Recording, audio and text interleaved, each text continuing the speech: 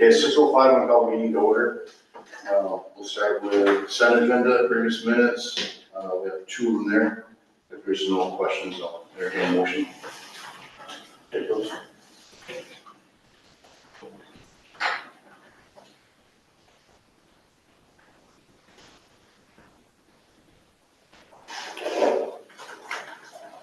Have a motion by Beckles. I have a motion. Okay. All those in favor? Aye. Next is a policy. We have nothing on the first read. The second read, we have 3 of them. District quality, equity policy, kindergarten registration, and the cross-district school choice. Any questions or issues on those? Okay, I entertain a motion to accept those. I'll make a motion. Who will make the motion? All those in favor? Aye. Aye. Okay, do we need to reprioritize anything? All right. Next is recognition of visitors. We have 1 on Zoom. Casey? Is that Casey or Kevin? I'm not sure. Okay. Do you have anything for us, Casey? I don't. I'm just here to listen. All right, perfect. Thank you. Okay, no school spotlights, so we'll jump right into the financial report. Morgan? Everything that I have this month is informational. The only thing that I would add is that you should have received by email today from the School Boards Association, a joint memo from school boards, superintendents and business managers, an overview of budgeting and what we're anticipating for budgeting for FY '26. There's a lot of detail in there. There's a lot of links embedded within of other resources that you can look at. It's nothing we can get you into right away, but there's a lot of good information there when you have time to go through that and sort of prep yourself for what we're anticipating this September. Anybody have any questions on that? Okay, we'll jump right into the superintendent report. Okay. So nothing has changed to my knowledge unless something changed today under personnel. So I would ask the board to make a motion to approve hiring Cold Hollow Career Center Anissa Medugno for the half-time work-based learning coordinator. At Enosburgh Elementary School, Caitlin Schiffelity, preschool teacher, and Nicole Coonrod at grade 5. At Enosburgh High School, Eli Levenstein, he is the art STEAM teacher. Daniel Perella, high school social studies teacher. Pamela Scott, school nurse. And at Richford Junior Senior High School, Carlos Alfonso Sanchez. Hopefully we'll have a librarian position here soon. Signed? We have it. Signed? I don't know. No. All day today, I don't know what you signed, okay. So we'll look at what's inside. Okay. So I'd ask the board to make a motion to approve. Any questions on that? I'll entertain a motion to approve. I'll make a motion. Sarah made the motion. All those in favor? Aye. I'm an aye. So resignations, you have 2 that were licensed staff. Philip Anderson at Enosburgh Falls High School social studies teacher, and Heather Harder, Richford Junior Senior High School French and Spanish teacher. So that's the board to make a motion to approve those resignations. Okay, anything on that? No, I'll entertain a motion to approve. Make a motion. Sarah made the motion. All those in favor? I'm gonna have an addendum here. There's one that we missed, Kate Paquette, librarian, part-time librarian at Richford Junior Senior High School. So if you also make a motion to approve that. Entertain a motion. Motion. Okay, Rachel made the motion. All those in favor? Aye. I'm an aye. All right. So we still have some open positions. I'm gonna ask principals to jump in if I miss anything. I think Cold Hollow, are you fully staffed? Okay. Enosburgh Elementary School paraeducator, behavior technician. Enosburgh Middle School boys soccer coach. Enosburgh Falls High School, we're looking for a high school math teacher, math interventionist, a head custodian, a paraeducator, and a cross-country coach. Richford Elementary School is still looking for a school counselor. Richford Junior Senior High School, a paraeducator, behavior technician, planning room paraeducator, and technically school librarian, but that might be those in. Okay, did I miss anything? Hopefully lots of people are watching and want to come work at our school. We have a little bit of data that I just wanted to share with you all because one of our retention strategies that we implemented last year was around the early signing bonus, so that we could really understand who our staffing was going to be as early as possible. So I asked Jamie to give you this information. So on April 1st, 233 teachers were sent their new contract electronically. Of those 233, 216 contracts were returned by 4:30 on Friday, April 5th. That was the deadline for the early signing bonus, so pretty good turnaround on that. Since that time, 7 teachers have resigned from their position, and most have left the profession or they're going out of state. So overall, 209 teachers will be receiving early signing bonus, which is a 90% return rate for the 23-24 school year, which is fantastic compared to what we had been dealing with. Or I don't know if I'm assuming the principals are appreciating that as well. Yeah, much better. It's wonderful. So I'm going to talk about an arbitration decision that is impacting this board. So we had a teacher grievance that went to arbitration last spring, and that was related to a salary schedule placement involving one teacher from the ER district and one teacher from the NMV district. So step 2 of that grievance was heard by me. Step 1 was waived because it started at my level because it had to do with salary placement. Step 3 was heard by the FNESU school board. So the teachers had the right to move beyond the school board and file for arbitration, which they did. The hearing was held late last spring. This summer we learned that the arbitrator ruled in favor of the employees. So what that really means is we've had a long time precedent in FNESU that started a long time before I started in this role, where when teachers were placed on the salary schedule, or it's not really a placement, it's about, let's say you're working to earn your master's degree. Some teachers, when they leave college, they start a master's program and they start earning credits that are going towards a master's program. So they get to bachelor's plus 15, bachelor's plus 30, and then they earn their master's degree. And then anything beyond that master's degree, they start earning towards master's 15, master's 30, and so on. The way that we have done it for years is that teachers had to earn their master's degree, and then the credits that got applied for master's plus 15 had to be earned after they attained the master's degree. And that's really what the disagreement was about in terms of the salary placement. So in the past, other teachers might have done that out of order. So they might have taken 15 credits to advance to bachelor's 15, and then another 15 to advance to bachelor's plus 30. And then they decided to enter a master's program. So maybe only 6 of those credits were used towards their master's program. So when they earn their master's program, they get to the master's step.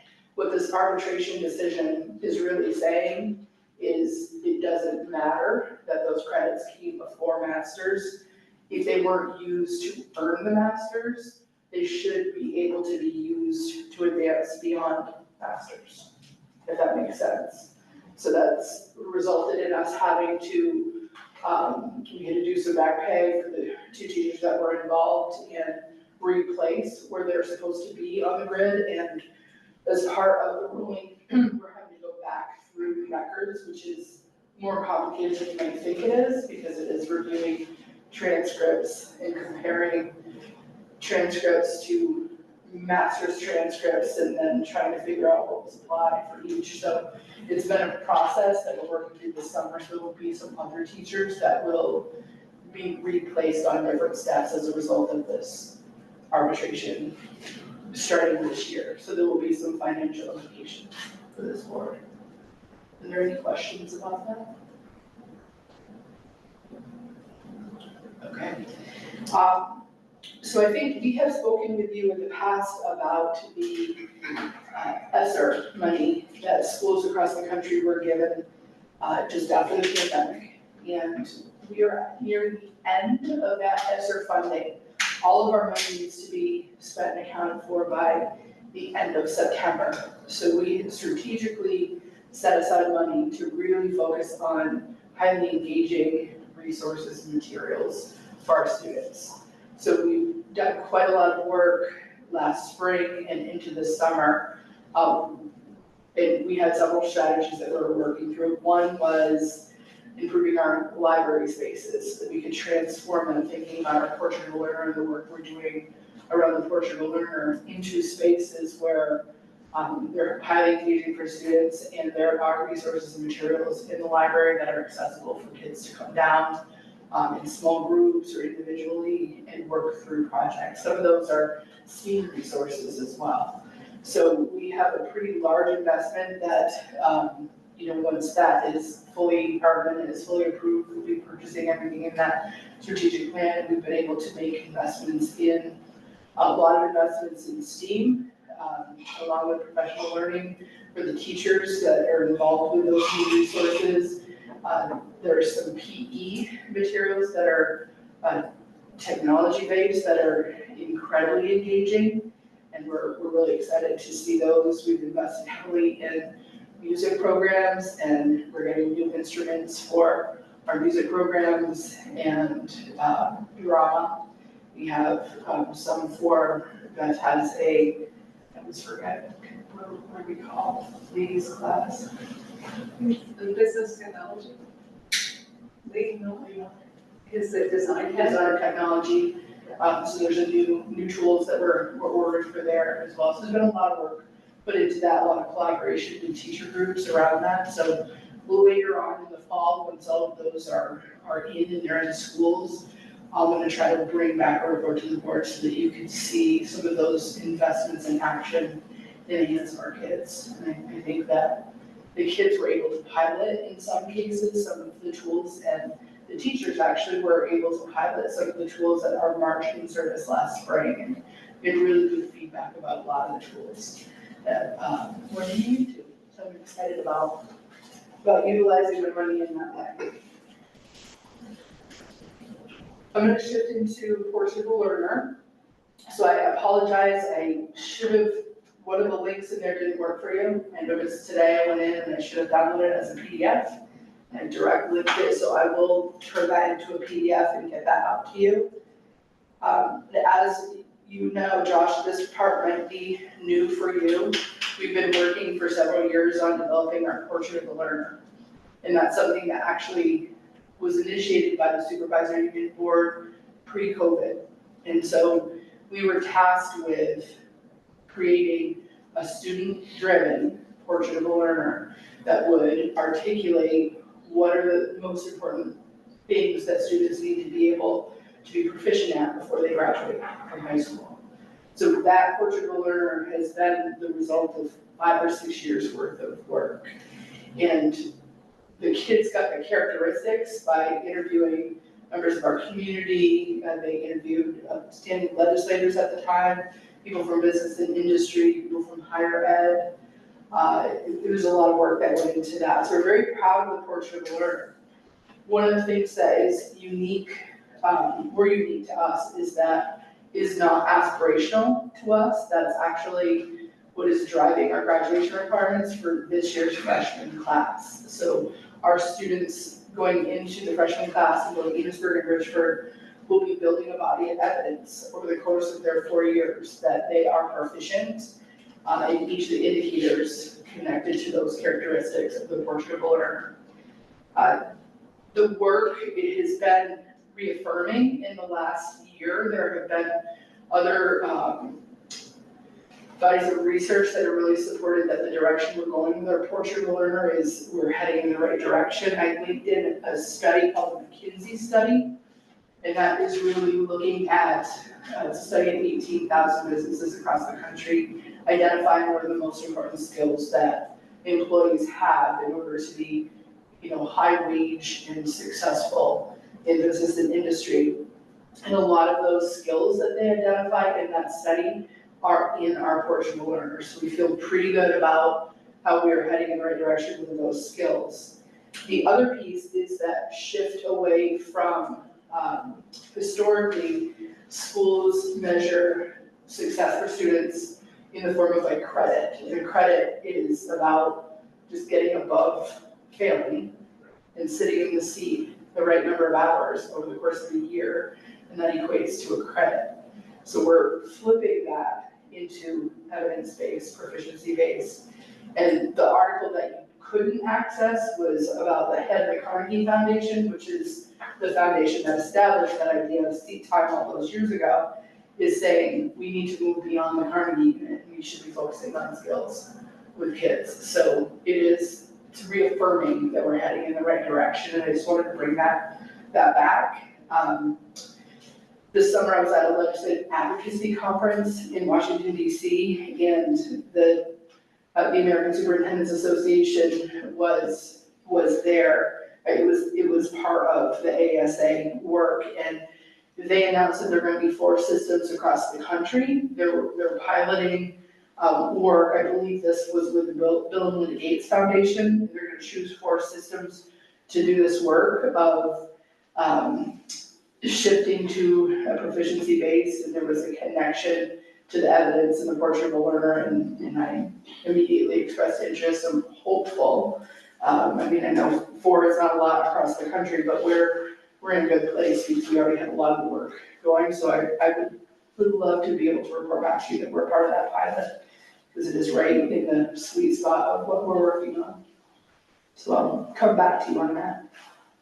I wanted to report out, the last thing on my agenda is, as we're heading into the year, a lot of work is happening. I think one of the most common misconceptions that I know I've faced as a leader in my time is that a lot of people think principals and superintendents and others get the summers off. You know, someone asked me last week, when do you go back to work? And I kind of chuckled and I thought, well, last week was my 5 days off for the summer. It's a crazy busy time for leaders, and they've been spending a tremendous amount of time planning what their year is going to be the next year for their students and for their staff and their system. We also have been spending a lot of time planning forward for our system, and I'm hopeful that for those of you who have been on the board for a while, you are seeing the connection that we have in our work to the priorities that were established by that then issue board, and how everything is really centered and connected on helping our students to achieve those goals that we have established. One of the things that we've also talked about over the years is that there are certain levers that were written into that Act 173 law that we're responsible for making sure that we're attending to. And one of those levers is that we should have a needs-based professional learning plan. And so I went by we, this is not my work, this is Gabrielle Lumbra. I think both Jenny and Kelly have sat on the professional learning committee. Yeah. What's that? Leah, a lot of the curriculum team has worked on this, and they have really looked at what are our priorities within the system, and they've identified like five key areas that we really need to focus our professional learning on. So the first is our portrait of a learner shift in the proficiency-based relevant instruction. So that's one area of priority that we're working on. Reading mastery at all levels, which connects back to the literacy goal that we have, and it also connects to the shift in the law that we recently had related to science of reading. So we have new literacy programs that are rooted in science of reading shifting into this year, so a lot of the professional learning will be focused on that. Culturally responsive and high leverage practices, positive and supportive school culture, and multi-tiered system of supports. So what this visual in your board notes is trying to represent is that when you merge those things together, if we can work on those priorities and think about like the interconnectedness that's supposed to represent a brain that you see there, universal design for learning is really something that ties it all together. So what that means is that we're designing it so that every student has an access point, everyone can engage at their level in the learning, and that will lead to that North Star, what we want for all students. And what we've been working on in terms of the North Star, SU board members will see this at the retreat. students are empowered to actively engage in learning, independently make decisions, and find joy and relevance in their educational experiences in an environment where they feel safe, they have a deep sense of belonging. And if we can get to that, that gets to our goal of educational equity. And educational equity leads to all students having better outcomes, being prepared for wherever they're heading. That's our ultimate goal, not just college. Could be college, could be career, could be military, could be any sort of career path. It could be lineman school or other certifications like that. So I don't know if that makes sense, but those are our priorities, and teachers are able to go in. They all did a self-assessment, leaders did a self-assessment as well. So we're all on a journey that whatever of those priorities we're focused on for the whole year. And that's tying into our leadership team work, it's tying into the work that the teachers are doing throughout the year in their supervisory union services. And then there are some ties that are leading into some of the school-based work as well. Any questions about any of that? Okay, that's all I have for you. Thanks. Okay, principals report, Kelly? Everything is informational except that I have my 3 handbooks, of my family handbook, staff, and pre-K.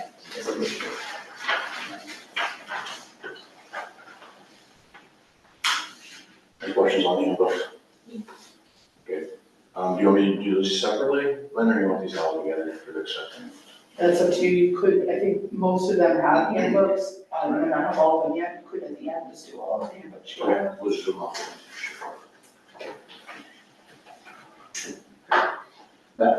Mine's all informational except I need approval on a teacher handbook, teacher staff handbook, and a student handbook. Are you dealing with the teacher, or no, the other teacher one? The other staff and the parent one, right? They would be all the staff and parent handbooks. I think all of them do. I don't have mine. If you don't, that's fine. I do, but it's not in there. Yeah, I have it done. Let's do it in there, but it's not myself. So I think just approve what you have and then the waste. Yeah, I haven't Back to Jen. All informational, I just wanted to mention, just kind of like Lynn was saying, how busy we've all been this summer. The teachers have been too. They've been taking tons of classes. Leah led a literacy class. I had a great turnout for that, and it was just so impactful that they're coming back ready to go. They got some planning done. So I'm just really impressed with what we have at our own district level to come in and make such a difference and get teachers prepared already. It's really great. Actually, I'm gonna add that, I appreciate you bringing it up. I should have mentioned, other thing that's busy in the summer is this conference room. It was, we've rarely had, we meet every Monday, my leadership team at central office, and we're rarely able to use this room because we have professional learning, like week-long sessions or hybrid sessions that are in here much of the time. And that was pretty much all summer. Thanks. Matt? It's all informational, and I will have my handbooks in September. Sure. Eight. Handbooks for the students, and then a quick construction project update. So, you did get this in email form, if you guys want one. Obviously last spring when the budget wasn't going well, we took a pause on pursuing building projects. However, we did have last year, we continued to throw an estimate out there because I really had no idea if it was gonna be 26 million or 5 million. So they put the estimate together, that's the column, the child care is on the right column, and the left there's the proposed project for Cold Hollow. We haven't met recently, because we really got this about, we did it 2 weeks ago, so I'm not sure if we're still on pause, or if we're pursuing, or if we need to sit down and have another conversation about where we want to go. So I have a chance with Dr. Lynn, so you can jump in. Yeah, I mean, I think that, there's more, in his email to you, there was also some other information, right? The drawings and the things like that. Yeah, maybe. Maybe I'm making that up from the past email, but. It was just, Okay, I don't know why I'm seeing notes in there, but I think that the board should have a conversation about it. I think I've expressed my thinking about, I would love to have a state-of-the-art career technical center here in Enosburg. I think it would be incredible. And I would love to make that happen in my time that I'm sitting in this seat. My question is about this moment in time right now, when it comes to education financing and budgeting, is a hard one. And we just had to fight through 3 different school budgets and make significant cuts to our education spending to get them approved. So I'm not sure that, the convergence of that and this, that this is actually the right time to make that happen. Wasn't there talk in the legislature at one point, I thought, with tech centers going to their own, districts? So, yeah, so we've been a topic of conversation quite a bit, and there are definitely those talks about creating 1, 2, or 3 separate CT districts. There's been talk about construction funds by the CT center, so, there's the APA study that's kind of been pushed aside with a new group looking at structures and governance and finance, so, there's a lot of things up in the air. And so I would say if that talk continues about having CT centers become their own district, I don't know, what something like this, like if voters in Enosburg say yes, and then all of a sudden we become a statewide system, where's that bill? So we had that conversation that there's a lot of things happening right now that it doesn't make sense until we know a little bit more about that, the issues with the budget. But the other thing is we've talked about this before, and every time we wait, it gets exponentially more expensive to do a project is the other piece. I still don't think this is the right time until we know what we're gonna do with the governance of the CTE centers. And there's another storm ahead of us when it comes to school budgets, and Morgan, talked about the importance of us leaning into budgeting for that. And we still have, I think, 2 schools, unless Bob's on vacation, we got any results. So 2 schools that we don't have PCB results for. In this district so far, you don't have any positive PCB results. In the other district, in NFB, we have 2 schools with PCBs, and now there's no state money left to remediate the PCB issues in our schools. So it's adding to the storm because we have positive PCB level. We have to mitigate that, and we're gonna have to figure out how to finance that in a really tough financial time.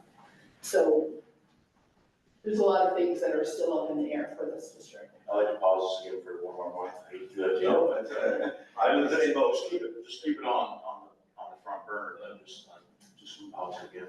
For one more month.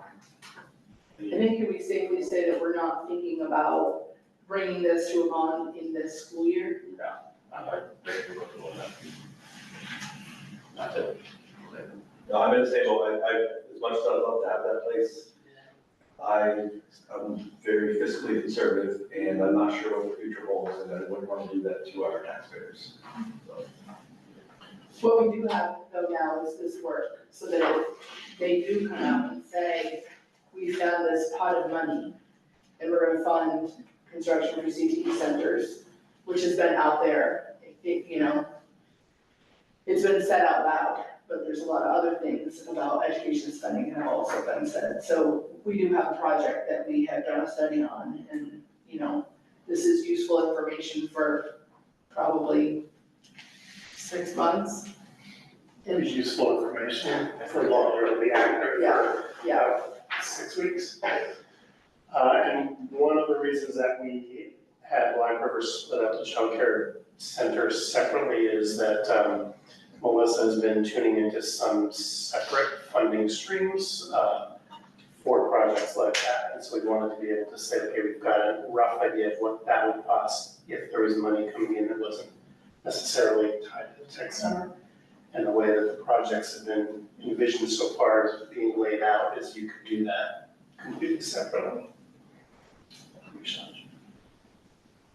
Anything else? Okay, for business, we'll go back to the, I'll entertain a motion to approve all the, handbooks. We'll start with the parent handbooks first. Have a motion approved.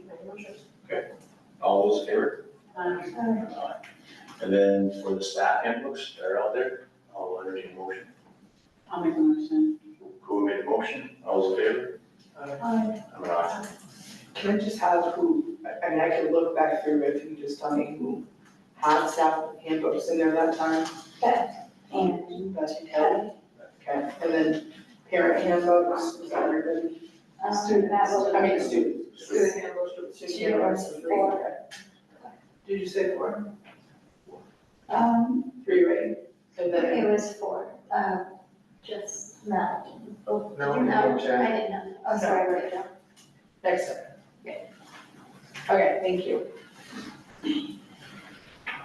Anything else for more business? I have one thing, pleasure. I sent you an email tonight, about, there was just information that was released around the fall conference for Vermont School Boards Association and Vermont Superintendents Association. That's a joint conference that always happens together. It's taken a lot of forms. Sometimes it's one day, sometimes it's 2 full days. This is like a day and a half. The topic this year is more relevant. It's really timely and very relevant for board members. It's centered on education, funding law and education, like budgeting. So Morgan and I both will be attending. I know he'll be presenting once they know he's attending. I'm quite sure of that. So it's something, if any of you as board members have the ability to go, I think you went last year, we have money set aside in the budget for board professional learning. So just reach out to Doreen. I sent you her email address and she'll get you registered. It is in Lake Morning, so there will be one overnight on the 24th. She can arrange that for you. Okay. Okay, anything else? All right, I'll entertain a motion to adjourn. There's been a motion, everybody in favor?